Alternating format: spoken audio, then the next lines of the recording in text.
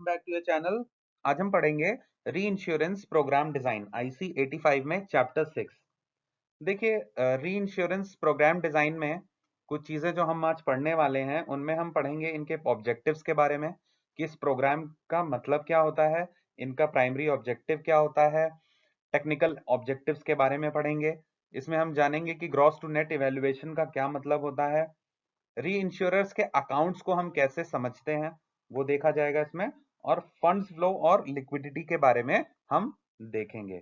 देखिए, री insurance programme design जो होता है वो एक कॉर्पोरेट जो फिलॉसफी होती है इंश्योरर की, ठीक है, उसका पार्ट होता है। कहने का मतलब कि हम एक as a company, as an insurer क्या सोचते हैं अपनी कंपनी के ऑब्जेक्टिव्स के बारे में, और उसको मद्देनजर रखते हुए जो हम री इंश्योरेंस का डिजाइन करते हैं। देखिए, हम हमें अगर अपना बिजनेस समझ में आता है तो हमारा जो कोई भी री इंश्योरेंस का प्रोग्राम डिजाइन हो या हमारा किसी भी टाइप का हम डिसीजन मेकिंग प्रोसेस में जब आते हैं, तो जब हम अपनी फिलॉसफी को समझते हैं या हम अपने ऑब्जेक्टिव्स को समझते हैं, बखूबी समझते हैं एज अ कंपनी, तो हम अपने जितने भी हमारे कंप्लायंसेस हैं प्लस हमारे ऑब्जेक्टिव्स जिनको ध्यान में रखते हुए हमें अपनी कंपनी को आगे रन करना है, ठीक है, क्योंकि company is a part of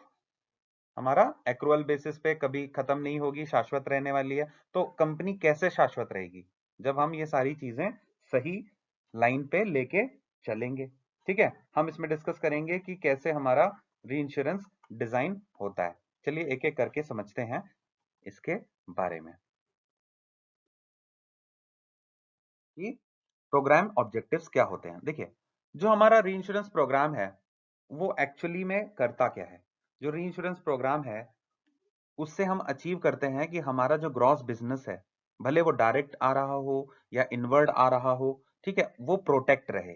हम री इंश्योरेंस क्यों करा रहे हैं? हम री इंश्योरेंस इसलिए करा रहे हैं कि किसी एक ऐसी सिचुएशन में जब हमारा क्लेम्स एक्सपीरियंस बहुत खराब हो तो हमारी कंपनी की सॉल्वेंसी मेंटेन रहे, ठीक है, हमारी कंपनी बैंकरप्ट ना हो जाए, ठीक है, प्रोबेबिलिटी उसकी बैंकरप्सी की जिसको हम बोलते हैं प्रोबेबिलिटी ऑफ रुइन, वो हमारी रिड्यूस रहे, ठीक है, वो कम रहे, उसकी प्रोबेबिलिटी कम रहे कि मेरी कंपनी बैंकरप्ट हो सकती है, इसकी प्रोबेबिलिटी कम रहे, इसके लिए मैंने क्या कराया है? मैंने री इंश्योरेंस कराया है, ठीक है। तो सबसे पहला प्राइमरी ऑब्जेक्टिव है कि कंपनी की प्रोबेबिलिटी ऑफ रुइन जो है, ठीक है, वो रिड्यूस रहनी चाहिए, इसलिए हम री इंश्योरेंस प्रोग्राम रखते हैं। दूसरा कि हमारा अगर कोई भी फ्लक्चुएशन है, देखिए हमारा 2016 मान लेते हैं कि हम 5-6 साल का डेटा उठाते हैं और देखते हैं कि 2016 में हमारा 10 करोड़ का क्लेम जा रहा था कंपनी का, ठीक है, 2017 में वो 25 करोड़ हो गया, फिर 2018 में वो 120 करोड़ हो गया अचानक से, फिर 2019 में वो 10 ही करोड़ रह गया, ठीक है, फिर 2020 में वो 500 करोड़ हो गया, फॉर एन एग्जाम्पल। तो अगर ऐसा फ्लक्चुएशन रहेगा तो किसी भी प्रोग्राम को डिजाइन करना बड़ा मुश्किल होगी। मगर हम जब री इंश्योरेंस को डिजाइन करते हैं तो हमारी जो मेंटालिटी रहती है, जो फोकस रहता है कि हमारा प्रोग्राम डिजाइन ऐसा हो कि अगर कुछ फ्लक्चुएशंस हैं भी इंश्योरर के हमारे एग्रीगेट क्लेम एक्सपीरियंस में, तो वो इतने जो वाइडर ना हो, ठीक है, वाइडर फ्लक्चुएशंस ना हो उनके कंपनी के क्लेम्स एक्सपीरियंस के, ठीक है। तो उसको स्टेबलाइज करने के लिए हम क्या करेंगे? उसको स्टेबलाइज करने के लिए हम री इंश्योरेंस प्रोग्राम डिजाइन में कुछ ट्विकिंग करेंगे, ठीक है। ये हो गया हमारा प्राइमरी ऑब्जेक्टिव में पार्ट 2। और जो हमारा री इंश्योरेंस जो है, ठीक है, उसका जो थर्ड बेसिक ऑब्जेक्टिव है, देखिए, जब आप ग्रो करेंगे तो आप अगर आपके पास 10 रुपए हैं, ठीक है, और आपको ग्रो करना है, परसेंटेज में अगर आपको ग्रो करना है, तो 10 रुपए में अगर 10% आप ग्रो करोगे तो 11 रुपए होंगे। लेकिन वही अगर मैं बोलूं कि 100 रुपए अगर आपके पास आ जाते हैं तो आप ग्रो करोगे 10% से, तो आप 10 रुपए से ग्रो करोगे, ठीक है। तो इसलिए री इंश्योरेंस को हम अलाउ करते हैं, री इंश्योरेंस हमें अलाउ करता है, कंपनीज को अलाउ करता है कि इंश्योरर ज्यादा बड़ा रिस्क ले, अपनी कैपेसिटी से ज्यादा बड़ा रिस्क वो ले सकता है, और इंश्योर कर रहा है, री इंश्योरर इंश्योर कर रहा है कि अगर आप किसी भी स्थिति में, अपने कॉम्पिटिटर से डिसएडवांटेज स्थिति में नहीं रहेंगे। ठीक है, तो ये सारी चीजें हमारी प्राइमरी ऑब्जेक्टिव्स का पार्ट बनती हैं। ठीक है, आई होप ये चीजें आपको समझ आ गई होंगी। आपको बताया कि रीइंश्योरेंस प्रोग्राम डिजाइन क्या करता है। Reinsurance programme remains a protection for the gross business. Gross business के लिए क्या करता है, एक प्रोटेक्शन का काम करता है। भले वो ग्रॉस बिजनेस कहां से आ रहा हो, वो डायरेक्ट आ रहा हो या इनवर्ड रीइंश्योरेंस। इनवर्ड क्या होता है, आउटवर्ड क्या होता है, इसकी वीडियो मैंने इस चैनल पे डाली हुई है, आप एक बार उसे जरूर देखें, आपको पूरा क्लियर हो जाएगा।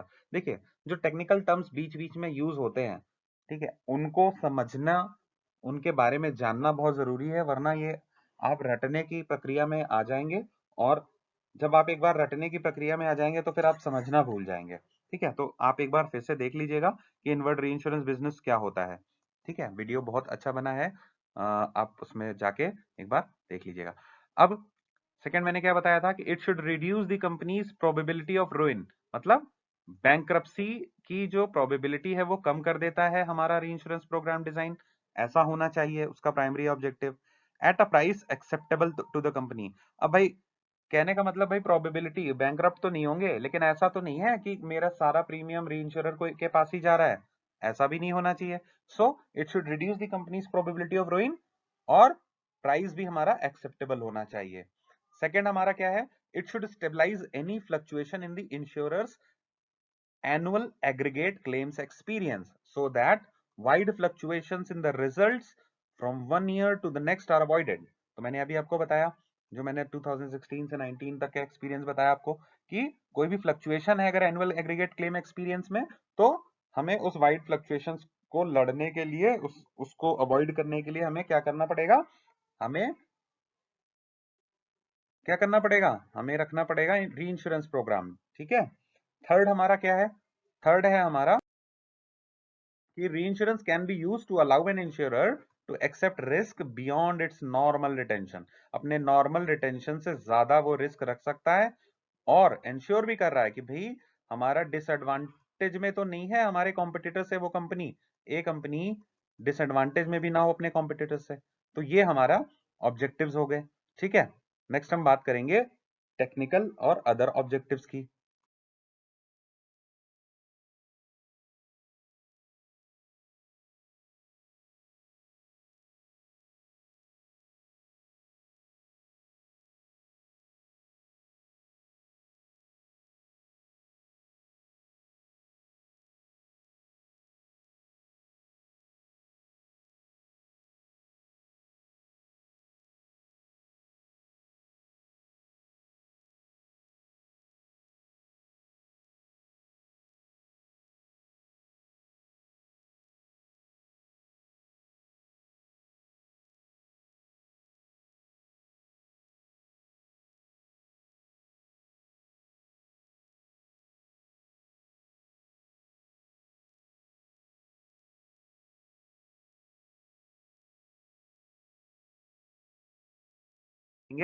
अदर ऑब्जेक्टिव्स की, तो अदर ऑब्जेक्टिव्स में क्या कह रहा है, अदर ऑब्जेक्टिव्स में हमारा सबसे पहले रहता है टेक्निकल ऑब्जेक्टिव। टेक्निकल ऑब्जेक्टिव क्या कह रहा है कि भाई टेक्निकल रिजल्ट्स जो हैं इंश्योरर के या री इंश्योरर के, वो स्टेबलाइज होने चाहिए। वो स्टेबलाइज कैसे होंगे भाई, जब फ्लक्चुएशंस कम होंगी।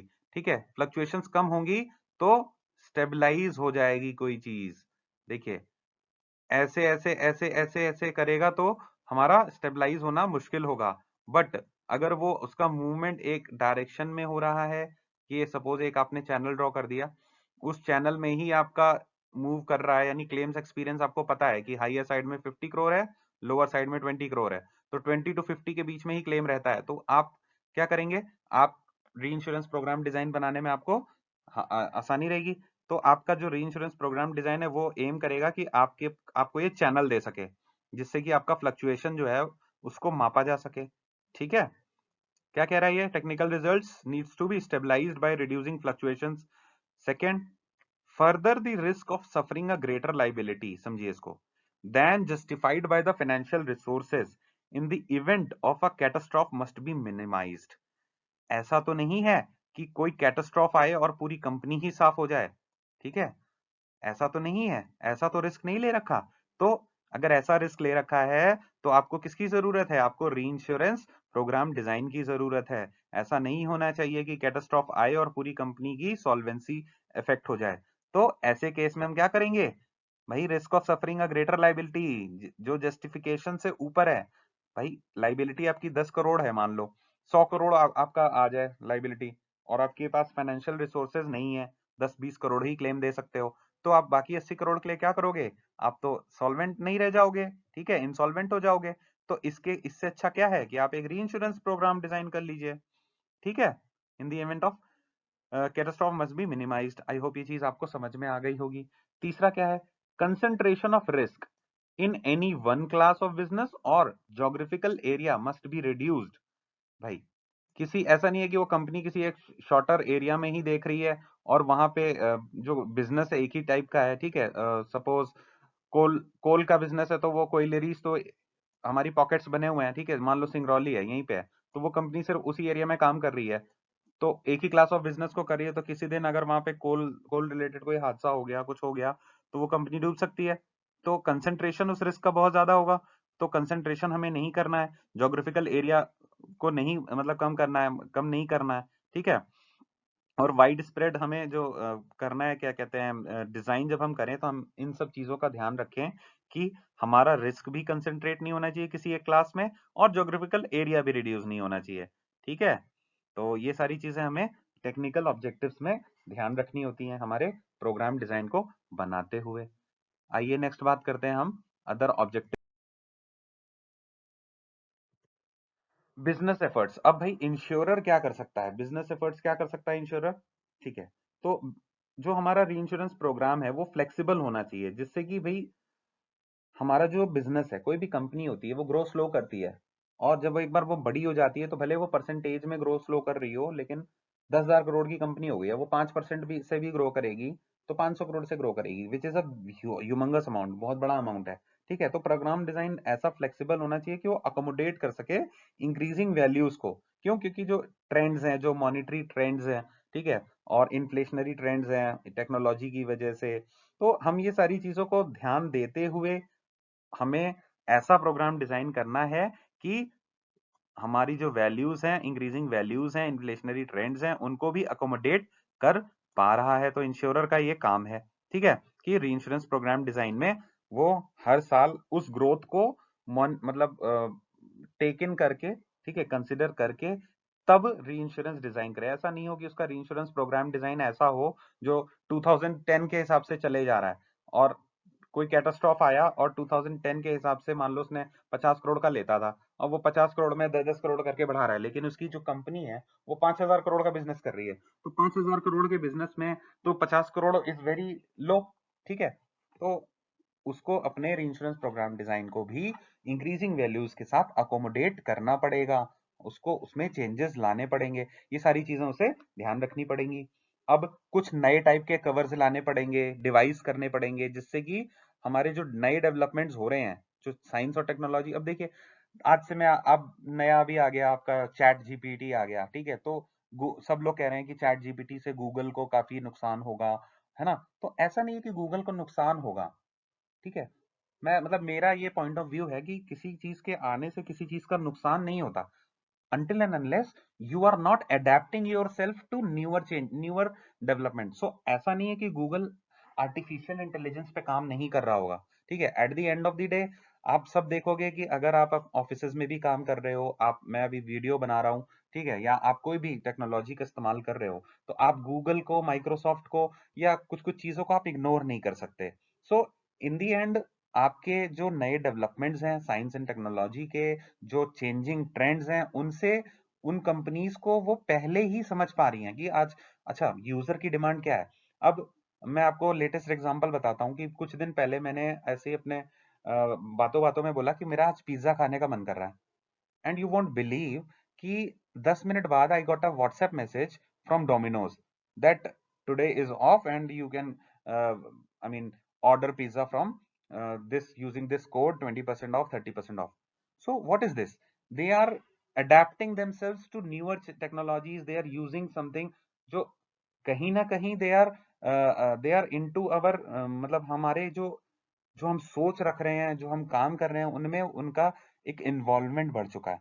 सो सिमिलर टाइप ऑफ जो सोच है वो कंपनीज को भी रखनी पड़ेगी कि अपने यूजर की डिमांड, साइंस एंड टेक्नोलॉजीज में चेंजेस और जो नए एक्सपोजर्स हैं। देखिए, कोरोना के बारे में किसी ने नहीं सोचा था, लेकिन कोरोना आया तो बहुत सारा नुकसान हुआ, लेकिन we could adapt to it. अब तुरंत वैक्सीन्स आ गए, हमने वैक्सीन्स लगाए एंड कहीं ना कहीं larger portion of our country is safe now.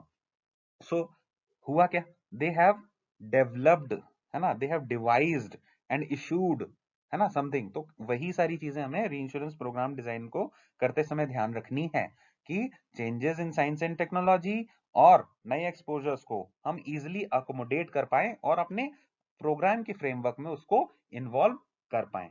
ठीक है, तो I hope this is very clear and if there is any doubt you can surely comment on the video and I'll try to answer it in a simpler manner. So next हम पढ़ेंगे हमारे gross to net evaluation के बारे में। ठीक है, यहाँ पे ऑब्जेक्टिव्स हमारे खत्म हो जाते हैं। कुछ ऑब्जेक्टिव्स हैं हमारे बुक से, आप देख लीजिएगा कि री इंश्योरर को के भी कुछ ऑब्जेक्टिव्स हैं, ठीक है, और नेशन के लिए क्या ऑब्जेक्टिव्स हैं, एक बार उसकी रीडिंग आप लगा लीजिएगा। मैंने कुछ इंपॉर्टेंट चीजें इसमें इंक्लूड करने की कोशिश की है, so please go through them once, है ना। नेक्स्ट हम बात करेंगे ग्रॉस टू नेट इवेल्युएशन की।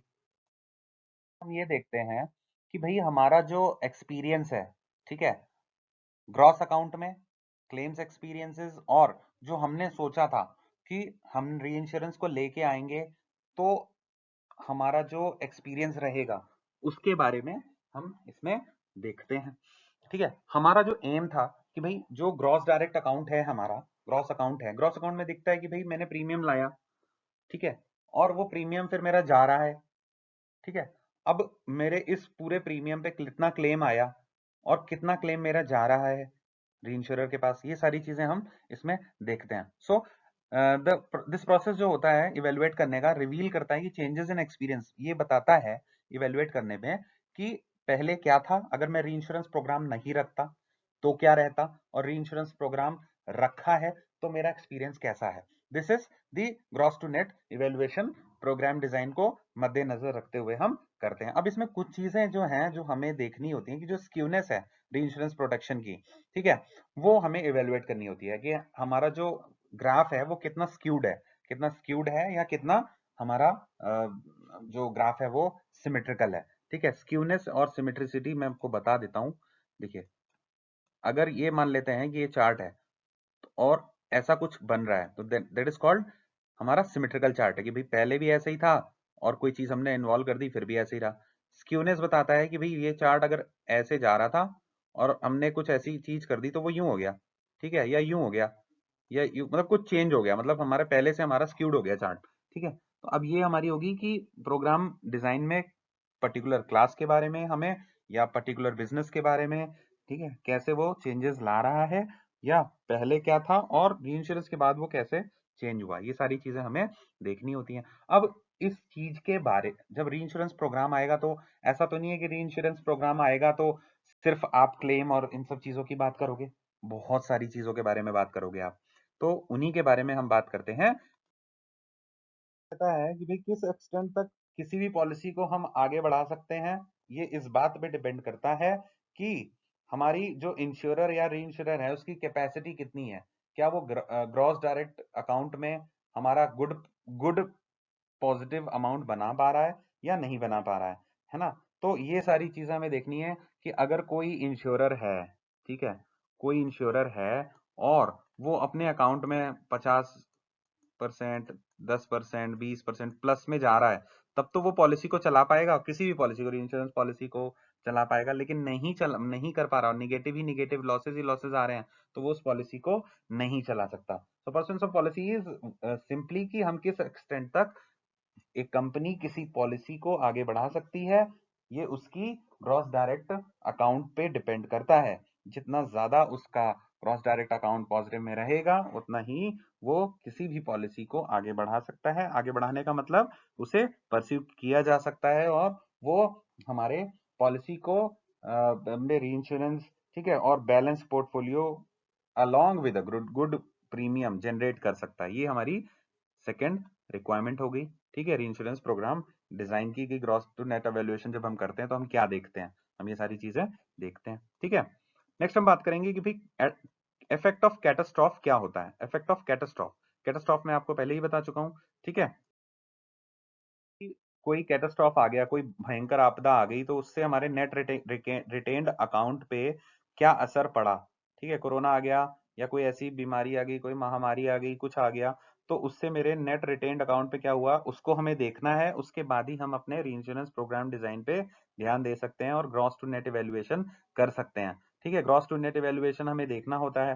ठीक है, अगर ऐसा नहीं हो कि एक सिंगल कैटास्ट्रॉफ आया और उसने हमारी जो कैपिटल है उसको सब्सटेंशियली ड्रेन आउट कर दिया। ठीक है, और हमें ये देखना है कि भाई हमारे जो अरेंजमेंट्स हैं, ठीक है, वो किस हिसाब से हैं। ठीक है, तो हम ग्रॉस लॉस रेशियो और नेट लॉस रेशियो देखते हैं। ठीक है, इस केस में हम देखते हैं। अब इसमें आपको कुछ जो री इंश्योरेंस प्रोग्राम डिजाइन में कुछ और जो फैक्टर्स हैं उनको देखना होता है। उनमें हमारा पेड अप कैपिटल रहता है। ठीक है, और फ्री रिजर्व्स कितने हैं कंपनी के पास, रिस्क बेस्ड कैपिटल है या नहीं है। ठीक है, पोर्टफोलियो का साइज क्या है, स्ट्रक्चर क्या है, फ्रीक्वेंसी क्या है, जो लॉसेस हैं उनके साइज क्या रह रहे हैं। ठीक है, मोटर कंपनीज मतलब मोटर लॉसेस, मतलब एग्जांपल ले लेते हैं कि कोई आपका मोटर के ऑटोमोटिव लॉसेस जो होते हैं। ठीक है, और ऑपरेशंस कहाँ कर रही हैं, जोग्राफिकल लोकेशन क्या है। ऐसी लोकेशन में तो नहीं कर रहे काम जहाँ पे बहुत ही जो कैटास्ट्रॉफ्स हैं वही आ रहे हैं। ठीक है, और मैनेजमेंट की अंडरराइटिंग क्लेम्स की हैंडलिंग कैपेबिलिटीज कितनी है, कंपनी का इन्वेस्टमेंट और लिक्विडिटी पॉलिसी क्या है। ऐसा तो नहीं है कि कंपनी सब इन्वेस्टमेंट्स गलत करेगी, क्योंकि देखिए investment is also important for insurance company. Reason being कि जो हम इंश्योरेंस कंपनीज होती हैं उनकी जो अर्निंग है वो more than the underwriting part, it is based on the investment part, because while they are developing, जब वो डेवलप हो रही होती हैं कंपनीज, तो वो काफी कॉर्पस बना लेती हैं। एंड व्हेन दे स्कीम या कोई भी चीज है, तो वो जब उसकी समझ आ जाती है लोगों को, ठीक है, क्लेम्स लेना आ जाता है, तो वो फिर कंपनीज थोड़ा लॉसेस की तरफ बढ़ जाती हैं, है ना। तो वो सारी चीजें आपको देखनी है, तब तक काफी कॉर्पस बन जाता है और इन्वेस्टमेंट से वो काफी अच्छी अर्निंग कर रहे होते हैं। Even the best of the companies in India are not producing underwriting profits. You can Google and you can check कि underwriting profit किसका कितना है। इरडा जो है वो मंथली बुलेटिन निकालता है, मंथली बुलेटिन निकालता है, एंड आपका ईयरली रिव्यू निकालता है। 6 मंथली चीजें आपकी निकलती रहती हैं। आर्टिकल्स पढ़िए, उससे आपको काफी समझ आएगी। ठीक है, और उसके बिजनेस डेवलपमेंट और मार्केटिंग प्लान्स के बारे में आप री इंश्योरेंस प्रोग्राम डिजाइन करते समय देखिए कि ऐसा नहीं हो कि वो कोई ऐसा उसका बिजनेस मार्केटिंग प्लान है जिससे उसकी कैपिटल पे असर पड़ सकता है। सी एवरीथिंग, जो इंश्योरेंस है, मार्केट है, वो पैसे पे चल रहा है। ठीक है, अगर आपके पास अच्छा पैसा है तो आप रिस्क ले सकते हो, लेकिन आपके पास पैसा ही नहीं है तो आप रिस्क नहीं ले सकते। और रिस्क नहीं ले सकते इसलिए आप क्या करते हो, आप री इंश्योरेंस पे जाते हो। और री इंश्योरेंस बाकी आपकी रिस्क कैपेसिटी और इन सब चीजों को देखता है। ठीक है, तो ये सारी चीजें आपको देखनी है।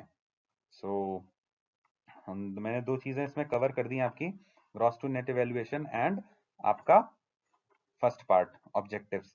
नेक्स्ट हम पढ़ते हैं री इंश्योरेंस अकाउंट के बारे में।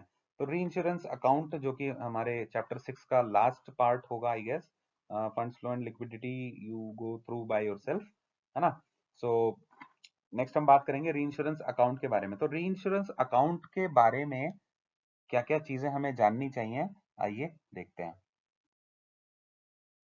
के अकाउंट के बारे में अगर हम बात करेंगे तो हमें क्या चीजें ध्यान में रखनी चाहिए। सबसे पहले कि भाई हमारा जो कंबाइंड लोकल रिटेंशन है वो इम्प्रूव होना चाहिए। ठीक है, री इंश्योरेंस की कॉस्ट जो है वो कम होनी चाहिए। कम होनी चाहिए कहने का मतलब क्या होगा, अगर मैं किसी को री इंश्योरेंस कर रहा हूं तो उसकी कॉस्ट कम होगी, इसका मतलब मेरे को क्या मिलेगा, मेरे को पहले तो मेरी एक्विजिशन कॉस्ट कम हो, प्लस मेरे को जो अर्निंग हो, जो कमीशन मिले वो ज्यादा मिले, तभी मेरी कॉस्ट ऑफ री इंश्योरिंग रिड्यूस होगी। सिंपल सी बात है। मैं 100 करोड़ पहले, 100 करोड़ मुझे मिल रहा था, 900 करोड़ मैं दे रहा था। अब 900 करोड़ जो मैं दे रहा था, इसको लाने के लिए मेरे को 10% से 10 करोड़ खर्च हो रहा था।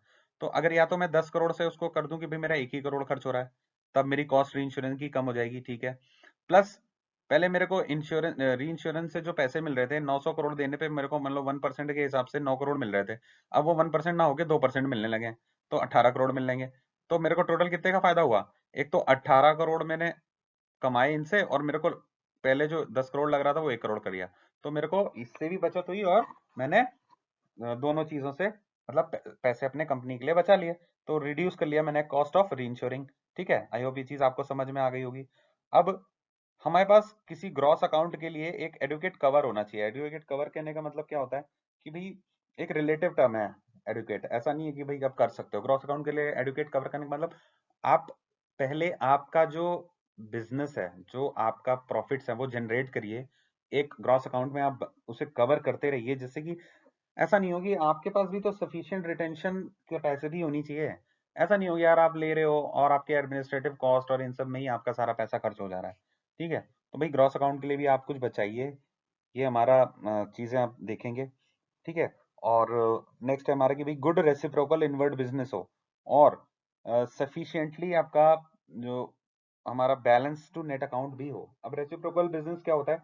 रेसिप्रोकल बिजनेस होता है जैसे विदेश से मेरे पास पैसा आ रहा था, ठीक है, और मैं इनवर्ड भी ले रहा था और मैं आउटवर्ड बिजनेस भी कर रहा था। अब रेसिप्रोसिटी में मेरा रेसिप्रोकल इनवर्ड बिजनेस बढ़िया हो। ठीक है, तो ये चीजें मेरे को ध्यान रखनी है। अब देखिए, इसमें हमें जो अरेंजमेंट्स करने हैं, आउटवर्ड अरेंजमेंट्स करने हैं, उनके लिए हमारी अप्रोच बहुत अच्छी होनी चाहिए। ठीक है, कि भाई री इंश्योरेंस के सेशंस मेरे को प्रॉपर देखने हैं। ऐसा नहीं हो कि मैं अपना सारा पैसा विदेश में ही भेज दे रहा हूँ। विदेश में मेरा पैसा ज़्यादा जाएगा तो मेरी कंपनी के लिए, मेरे देश की इकोनॉमी के लिए, दोनों के लिए मेरा ये नेगेटिव इम्पैक्ट करेगा। क्यों? क्योंकि मेरा पैसा जो इंडिया में जनरेट हो रहा है वो विदेश में जा रहा है, तो इकोनॉमी और डॉलर वैल्यू मेरी बढ़ेगी, और मेरा इंडिया का जो पैसा है वो बाहर जाएगा, तो हम सीएडी की तरफ बढ़ेंगे। ठीक है, करंट अकाउंट की तरफ, मतलब डेफिसिट की तरफ बढ़ेंगे एक तरह से। ठीक है, तो ये सारी चीज़ें हमें देखनी चाहिए। सो रेसिप्रोकल बिजनेस क्या होता है, हम कैसे इसको करते हैं, ठीक है, तो ये सारी चीज़ें आप देख लीजिएगा, बुक से भी कुछ चीज़ें आप पढ़िए। और आई डोंट थिंक कि मैं एक एक चीज़ आपको बुक वर्ड बाय वर्ड पढ़ाऊँ, लेकिन हाँ, मेरा कॉन्सेप्ट बिल्डिंग का मेरा एक मोटिव रहा है फर्स्ट वीडियो से लेके अभी तक। और मैं चाहता हूँ कि जब आप मेरे वीडियोस देखने के बाद जब आप बुक को पढ़ें, तो आपकी जो लर्निंग कैपेसिटी है वो थोड़ी बढ़ जाए, और आपको समझ में चीज़ें अच्छे से आए। इसी के साथ मैं इस वीडियो को यहाँ, इस चैप्टर को यहाँ खत्म करना चाहूँगा। Funds flow and liquidity is very easy, you go through it. उसमें 3-4 लाइनें हैं, आप उसे देख लीजिएगा। सिमुलेशन मॉड्यूलेशन स्टडीज पे क्वेश्चन आता है, that all these things I will cover in the MCQs, and then time also I will take up such topics जो मैं अभी छोड़ रहा हूँ, है ना। आई होप ये चीज़ें जो मैंने आपको समझाई वो आपको समझ आई होंगी, and waiting for your comments and feedback. And इसी के साथ thank you so much, thank you for watching this video, and please